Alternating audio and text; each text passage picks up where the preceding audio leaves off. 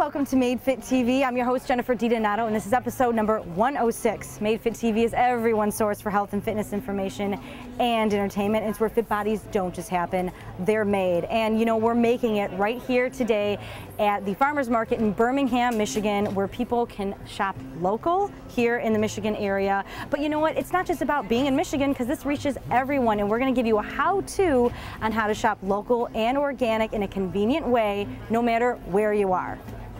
I'm surrounded by so much awesome, fresh, local, organic produce. It smells amazing here. But I'm bringing you a local farmer. His name is Lee Uhlianuk, and of course, you know Michelle Kobernick from Gourmet Everyday. We did an episode a while back on that. So thanks so much for helping us here. You know, we want to clear the air, talking about organic, local forests, you know, that kind of thing. Give us a tip that people, if they want to shop local, why should they shop local? Because you're getting fresher produce, it's going to be a higher nutrition value, and when you buy local, it keeps all the money local. So it's a good cycle to get into. Good for the economy, for sure. Definitely good for the economy. Now with the nutrition, Michelle, why would it keep the nutrition value? Like, what's the difference if someone were to say, well, you know, I go to a local market, you know, what's different than shopping at a farmer's market? Well, what the utopia of shopping at the farmer's market is about is that it's actually from a local farmer, and not only when it stays in state, the food itself travels to an actual shorter physical distance. And what's wonderful about that is that it can be picked out of the sun's energy cycle and still within 8 hours be optimally nutritious, and you get it sooner when it's best for you. So it's much healthier.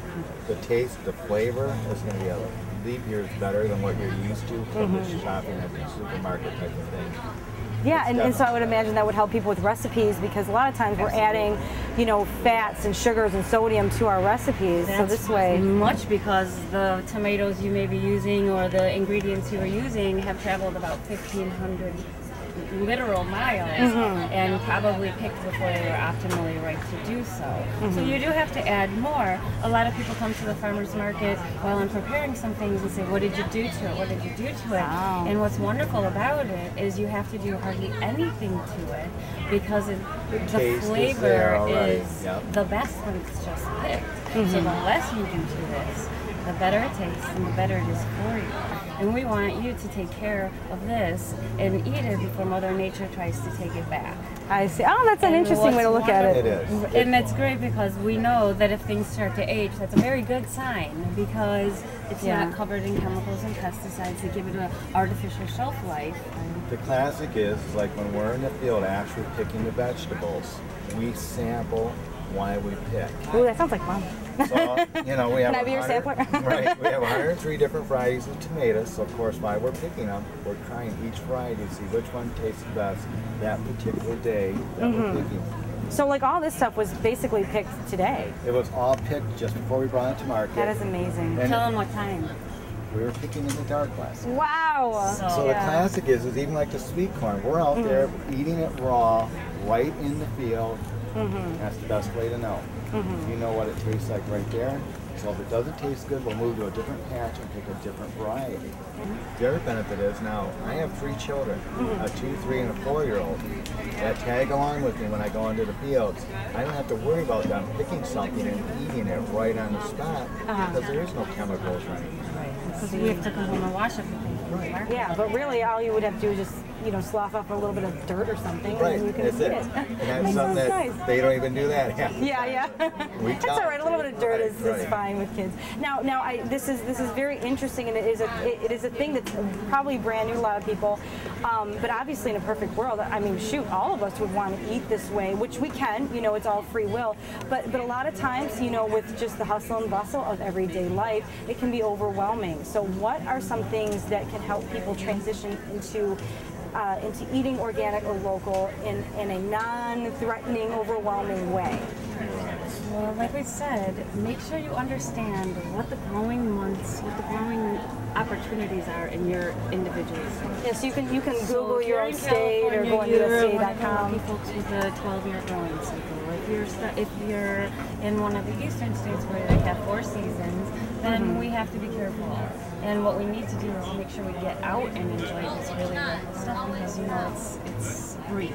Yeah, yeah. It's finite opportunity for us, so we need to be out there doing that. So the first thing we could do is transition from the grocery store to a local market in their area and try to find the farmer who's actually bringing that kind of value to the product for them. At the store, there's a sign from Puerto Rico about where this came from, but at the market, if you found the grower himself, you can actually meet the person who's involved with it from seed to table.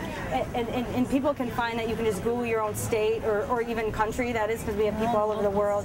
Yeah, local city, and go to USDA, if you're in the United States, .com, find that. And it gives you a chart telling you what's in season that particular week or month in your state or country.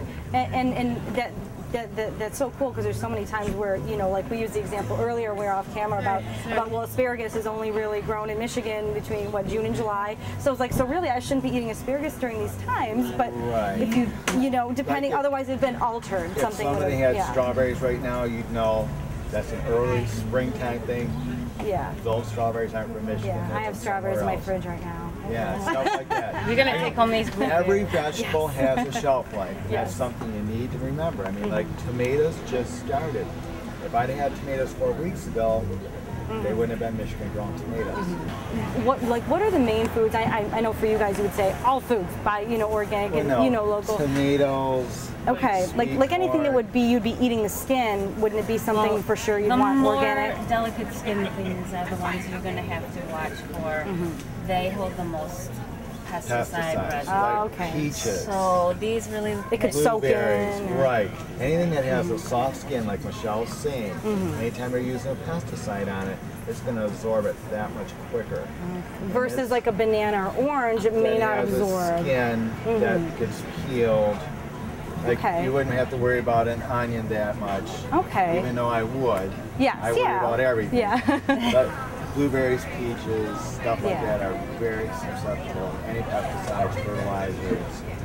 Yeah. So if you're just taking those tiny baby steps and you want to take your first changes and starting to shop more organic, those are the types of foods that you would want to get started and put in your cabinet. So, but I thank you guys both so much because you just taste.